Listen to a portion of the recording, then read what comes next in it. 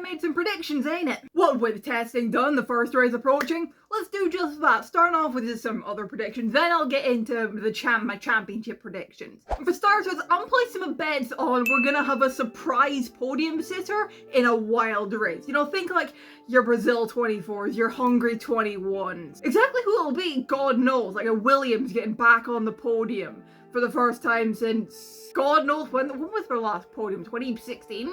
Probably, I think. No, 2017.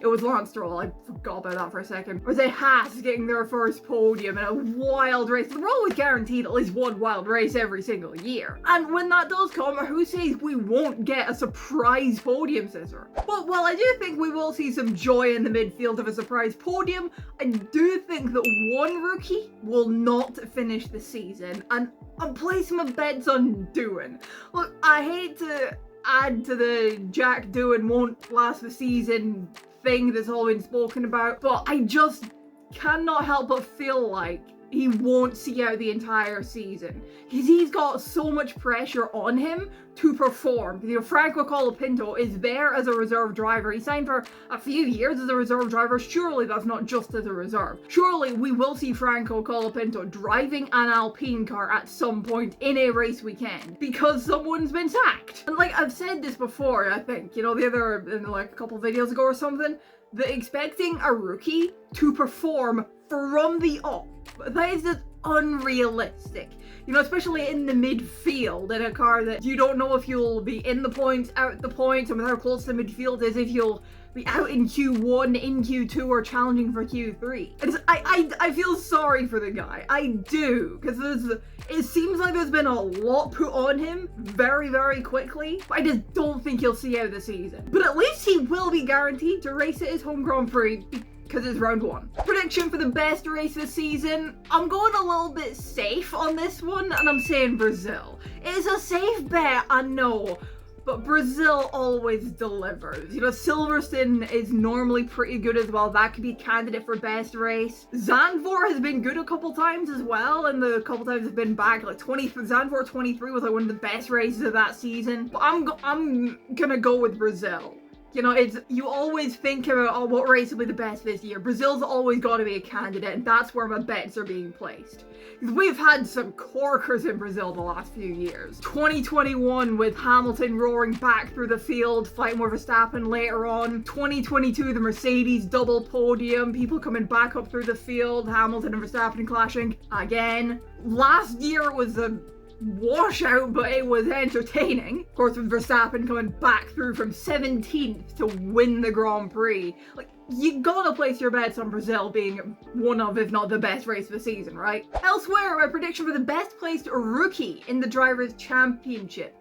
Now, in my mind, it'll come down to two drivers, Liam Lawson and Kimi Antonelli. And I'm gonna place my bets on Liam Lawson being the higher placed rookie this season. And that much really just comes down to experience. Because Liam Lawson, he's kind of the non-rookie rookie, if you know what I mean.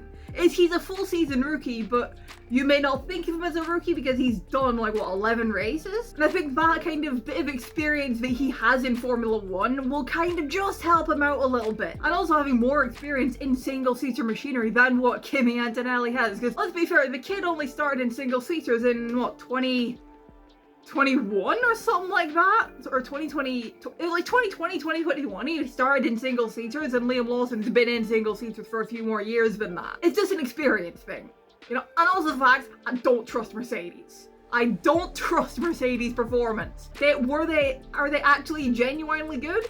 Or was it just the classic trick from last year of them being good in colder temperatures? Because let's be real, it wasn't warm in Bahrain. It was colder. And Mercedes always thrived in colder temperatures last year. But anyway, I'll get onto that in a minute. But no, Liam Lawson will be the highest placed rookie in the championship is my bet. And speaking of the championship, I think we're going to see the championship fight in the driver's title go to the last race. I think we're going to get a last race decider for the driver's championship in Abu Dhabi. And let's hope it's not as controversial as the last time the title fight went to Abu Dhabi. But now let's talk about the championships. Drivers' Championship, I'm going to give you my prediction for the top 5. And Constructors' Championship, I'm going to give you my prediction for the entire thing. We'll start off with the bottom half of the Constructors' Championship. 10th place, I'm going for Sauber. They didn't look brilliant in pre-season. They look like Sauber. You know, they look like not first going to the Sauber we saw last year. They're not really doing anything. They're not making noise. They're just there. And I think that's unfortunately going to continue for them this year. 9th place, I'm putting the team that I'm calling Red Bull Light. I really didn't notice them much in pre-season testing. They were kind of just got on with it. But my expectations for this team aren't entirely all that high. 8th place, I'm thinking Alpine. In 8th place. The kind of 8th, 7th, 6th, 5th. This was the hardest kind of section to kind of make a prediction for because the midfield looks like it's gonna be tight. The midfield's always freaking tight, let's be real. But it looks that bit closer. And I just think Alpine are gonna be kind of let down a little bit, if you know what I mean, and finish in 8th place. Part of that is kind of down to my prediction that there'll be a bit of musical chairs at Alpine, but regardless, I don't trust them over a full season. They didn't look that bad in pre-season testing, but I don't trust them over the course of a season, okay? Another team that I don't trust over the course of a season is Aston Martin, who I'm putting in 7th. I think they're gonna move backwards to 7th place because they didn't look great in testing. They kind of fell under the radar a little bit. They had a bit of swapperooing around on the final day with Lance Stroll not feeling great, Alonso doing more of the testing, but my expectations aren't terribly high for Aston Martin, but I do think they will finish ahead of Alpine. Last two midfield teams, Haas and Williams. I'm calling it for Williams in 6th place. Williams did look really good in pre-season testing. They definitely look like they're towards the front of that midfield fight, if not at the front of the midfield fight. They have definitely made improvements over last year. And having that pretty damn good lineup of Albon and Sainz, I think that is going to help them finish towards the front of it, but I think it's going to be close for the battle for 5th place, but I just think they'll be 6th place. I think Haas will get the better of them and finish in 5th place. Haas, they kind of just got on with their own thing in pre-season testing, and it kind of seemed like they were working a bit more on race than qualifying. They seemed to do a lot of long running. Overall, just screw it. Haas 5th place. That's my bold prediction for the constructors. That just leaves us with the top 4 teams, which I think are going to be the same top 4 teams as last year. I think we can all agree on that. And also my prediction for the top 5 of the Drivers' Championship. I'm saying it is going to be Mercedes finishing in 4th place with no drivers in the top 5 of the championship. Comes back to the fact that I do not freaking trust this team's performance over the course of a season. If what we've seen so far in this turbo hybrid, it is ground effect era. This ground effect era of the turbo hybrid era. Let's word it that way. If that's anything to go off of, I don't freaking trust their performance. As I say, they looked good in Bahrain testing. But here's the thing about the Bahrain testing, right? It was cold. And it wasn't really the conditions we saw in Bahrain testing. Let's be real, they weren't even really representative of what we'll see in Bahrain even when we return there in April, because it's going to be warmer then, you know, and it was cold, and Mercedes were always good in the colder conditions last year. So that's what kind of getting me wondering, are they actually genuinely good and sorted their problems, or is it just the same trick from last year if they look good in cold temperatures? Only time will tell. But I'm calling Mercedes 4th without a driver in the top 5. 3rd place, I'm thinking Red Bull are going to finish in 3rd again. They didn't look that bad in the hands of Max Verstappen, but of course the one kind of unknown with Red Bull is Liam Lawson and how he'll do. And again, this is something I've said before about Red Bull and Mercedes. They both have a quote-unquote rookie driver.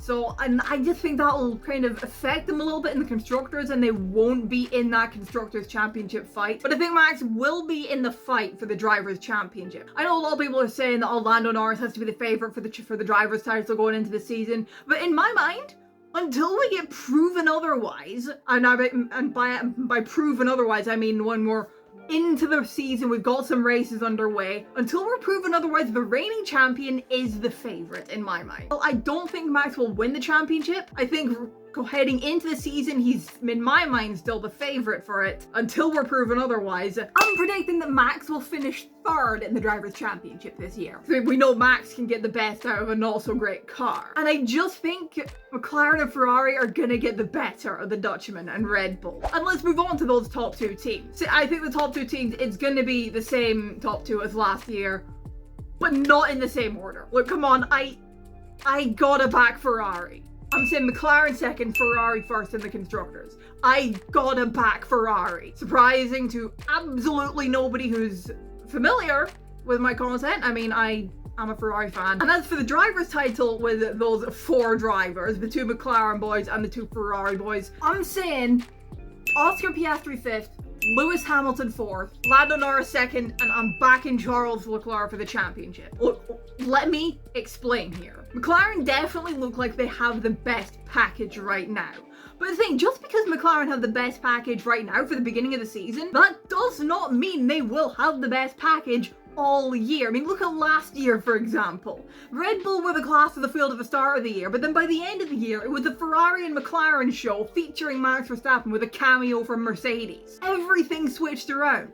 You know, like McLaren, they were like, what, 4th best at the beginning of last year? And look what they did. They upgraded to become the better team, become the quickest car, really, by the end of the year. But going off of the preseason testing, it would be easy to think, oh, McLaren are going to be the team, they're going to be the one taking the constructors, taking the drivers.